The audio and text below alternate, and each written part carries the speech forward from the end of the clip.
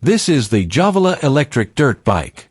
I just wanted to share my experience with this in case anyone else is considering it. The version I used has a mid-drive motor with a peak output of 3,600 watts. It has a 48-volt, 23 amp-hour removable battery. The stated top speed is 38 miles per hour, and that feels believable. I did not need much time with it to realize that this is closer to a small electric motorcycle than a regular e-bike. The throttle response is strong, especially from a stop. I had to be gentle with my wrist until I got used to it. The motor can produce up to 220 Nm of torque, so loose dirt and steep slopes are not much of a problem. On flatter trails, it builds speed quickly without making much noise. I liked the mid-drive setup. I have tried smaller electric bikes with hub motors, and those can feel heavy at the rear wheel. This bike feels more balanced through turns because the motor weight sits near the middle. It still takes effort to handle, but it does not feel like the back end is controlling the whole bike. There are 3 speed modes. I spent some time in the lower mode before using the full power setting. The lower setting makes the throttle easier to manage. That was useful while getting familiar with the weight and brakes. The faster setting changes the bike quite a bit, so I would not hand it to an inexperienced person with the power fully open. The bike weighs about 123 pounds. That is one of the main things I would think about before buying it. It feels stable while moving, but pushing it around the garage takes effort. Picking it up after a fall is not easy either. Loading it into a truck or van is much easier with a ramp or another person helping. The frame feels solid, and the rated weight capacity is up to 440 pounds. I did not test anywhere near that limit, but it handled an adult without feeling loose or strained. The size also works for a fairly wide range of heights. I would still check the seat height and measurements before ordering, especially for a younger or shorter person. The suspension was one of the better parts of my time with it. It has a 220 mm hydraulic fork and an adjustable nitrogen rear shock. On rough dirt, exposed roots, and small rocks, it took away a lot of the sharp impact. I could still feel the trail, but the bike did not bounce around as much as some smaller electric dirt bikes I have used. The front wheel is 14 inches, and the rear is 12 inches.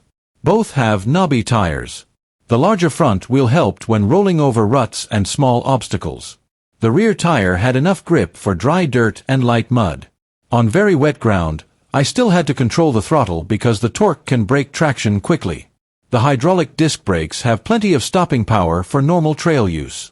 Pulling a brake lever also cuts motor power. I liked having that extra safety feature because the throttle is sensitive.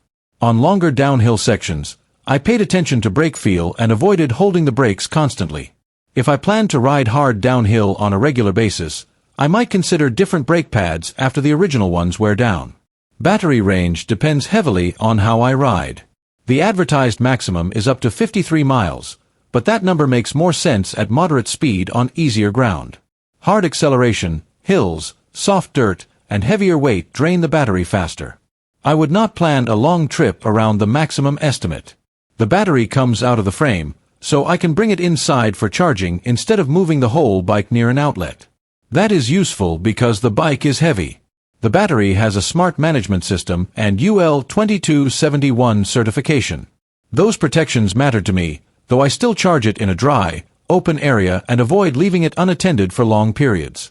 Setup was manageable, but it was not completely ready the moment it came out of the box.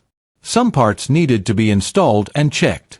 Tools are included, but I still took my time with the handlebar alignment, controls, brakes, and fasteners. The manual could be clearer in a few places.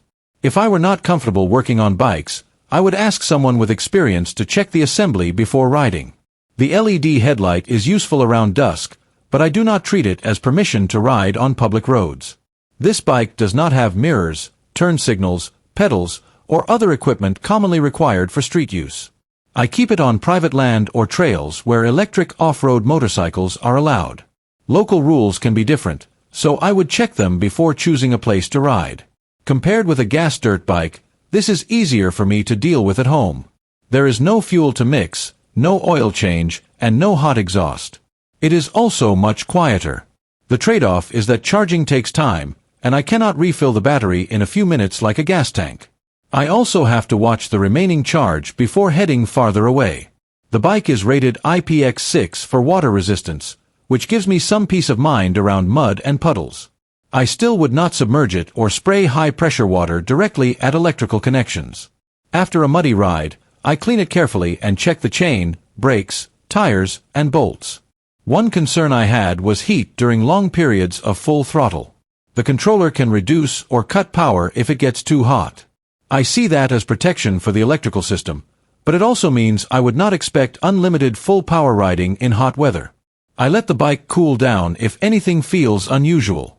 This makes the most sense for me as an off-road bike for private property or approved OHV trails.